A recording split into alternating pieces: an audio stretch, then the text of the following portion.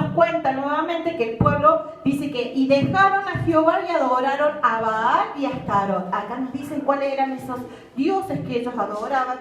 Todos eran dioses de allí, de los cananeos, que tenían que ver la adoración de ellos, tenían que ver con la fertilidad, tenían que ver con que si nosotros le damos a ellos nos va a ir bien, y todo todo llevaba a una adoración por medio en lo sexual, en entregarle los hijos, fruto de esos cultos que hacían allí cuando quedaban las sacerdotisas o las mujeres quedaban embarazadas, entregaban a estos dioses. Entre ellos está también ahí los dioses que están allí, ¿no?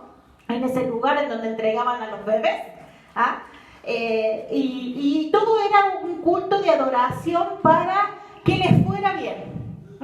Y Israel, conociendo al Dios poderoso, aquel que le abrió los mares, que le mostró a través de las plagas en forma maravillosa. Habíamos visto también en el tiempo con Dios cómo mientras en todo Egipto había tinieblas, en todo Egipto había moscas, había pestes, ahí en Gosén, en donde estaban los hijos de Dios, había luz, no había mosca. Ellos vieron la mano poderosa del Señor y así mismo empezaron a adorar a esos dioses y se involucraron con esta gente. Dice, así nos cuenta que ellos entregaron sus hijas y dejaron que los hombres de allí vinieran aquí a adorar, a juntarse con los hijos, ¿no? Entonces hubo una mezcla en ese momento. Y ahí dice que el Señor, como siempre, Él no nos deja desamparados, Él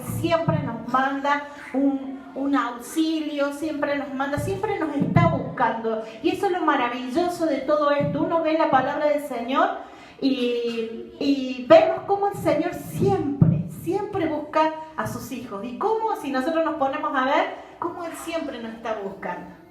Siempre nos busca, siempre hay alguien, por más que nos queremos escapar, que nos vamos por aquí, para allá, a lo mejor ahora hemos tenido la excusa de la pandemia, pero el Señor como sea siempre nos busca. Siempre nos está buscando, siempre hay alguien que nos habla, siempre hay alguien que nos está predicando. Ayer Michelle nos comentaba de algo y yo decía, sí, es verdad, siempre Dios nos está buscando.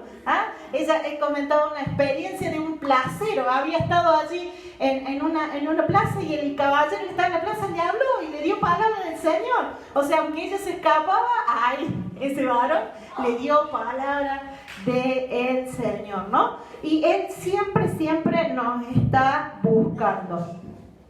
Y dice que Él levantó estos jueces, para que pudieran libertar a este pueblo. Como sabemos, había una apostasía. Apostasía es abandonar el puesto, es apostatar, es abandonar. O sea que los hijos de Dios habían cometido apostasía, habían apostatado, que esto quiere decir que ellos abandonaron su puesto. O sea, ellos es como el vigilante, que tiene que andar cuidando. Los hijos de Dios, en vez de estar en el lugar donde Dios los había puesto con mano poderosa, ellos abandonaron su puesto. Y por ahí uno dice, apostasía está mezclada con la anarquía, uno por ahí tiene ese concepto. No, yo nada que ver. Estos los de Israel, qué cabeza dura estos de Israel, ¿cómo van a hacer esto? Pero nosotros a veces, ¿cuántas veces hemos abandonado nuestro puesto de hijos de Dios? ¿Cuántas veces hemos abandonado? No estoy hablando de abandonar la iglesia. No estoy hablando de abandonar los cultos o abandonar ni siquiera mi tiempo de oración con Dios, que a lo mejor es algo, Señor, acá estoy, vengo, te pido, y le damos y le pedimos, pero abandonar el puesto como guerreros, como que me paro aquí porque tú me has puesto en este lugar para guerrear, para pelear, para batallas que, como siempre les digo y siempre les he dicho, batallas que ya están ganadas. Nosotros nos enfrentamos frente a un enemigo vencido, porque Cristo lo venció en la cruz de Calvario. Entonces nosotros nos enfrentamos, no es que Dios nos mandó ahí al muere, no, estamos enfrentándonos ante un enemigo ya vencido. Y este pueblo se olvidó que tenían un Dios poderoso y apostataron. Allí en el capítulo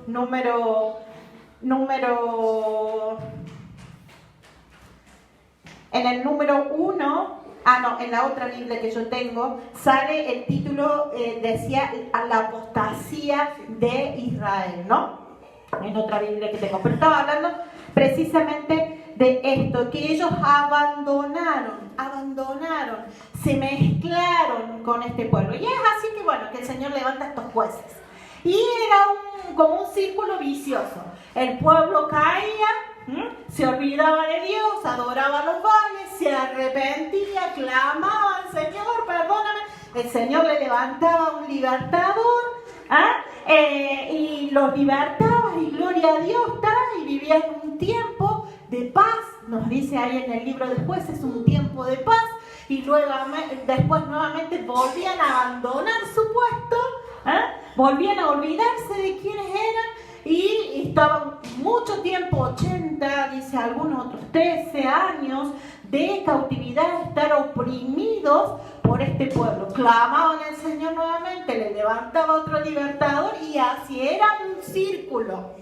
Hasta que sabemos, como nos cuenta la palabra del Señor, que al final ellos fueron llevados cautivos, ahí por el libro de Daniel, por el libro de Jeremías, lo hemos visto, que fueron llevados cautivos definitivamente, fueron sacados de allí, de la tierra prometida, porque no aprendieron la lección. Pero nosotros no somos de esos. Nosotros somos gente común y corriente, pero extraordinaria. Y cuando vemos esa palabra extraordinaria nos decimos, wow, no, yo no puedo ser extraordinaria. ¿Y qué es la palabra extraordinaria? ¿Alguien me puede decir? Fuera de lo común. Fuera de lo común. Sí, extraordinario. Pero en realidad es algo ordinario, porque es algo ordinario, pero con el extra. Es algo común, un poco más. Con una salsita, digo. Es lo ordinario, eres tú, así. No estoy diciendo que ustedes son ordinarios, ¿no? Ya nos dijo. No. Gente extraordinaria, o sea, nada fuera de lo común, como nosotros, como tú y como yo, pero con un extra. Con un extra. Y ahí vamos a ver cuál es ese extra que tuvieron estos varones. Ahí nos cuentan, como les decía en el verso en el capítulo número 3, comienza diciéndonos quiénes son los primeros jueces. Y bueno, nos habla de Otoniel, que ahí lo habíamos visto que era el yerno de Caleb. Era el yerno de Caleb, que se ganó la hija de Caleb por haber matado así ese pueblo. El Señor lo levantó a Otoniel para que él liberara. Pero fíjense, ¿por qué les digo que estos jueces eran extraordinarios? Porque tenían el extra, pero eran gente común y corriente al final. ¿Cuál era el extra? Que tenían fe. Se dejaron usar por Dios. Ese fue el extra, nada más que eso. Creyeron en Dios y se convirtieron en personas extraordinarias. Con el extra, pero el extra lo dio el Señor.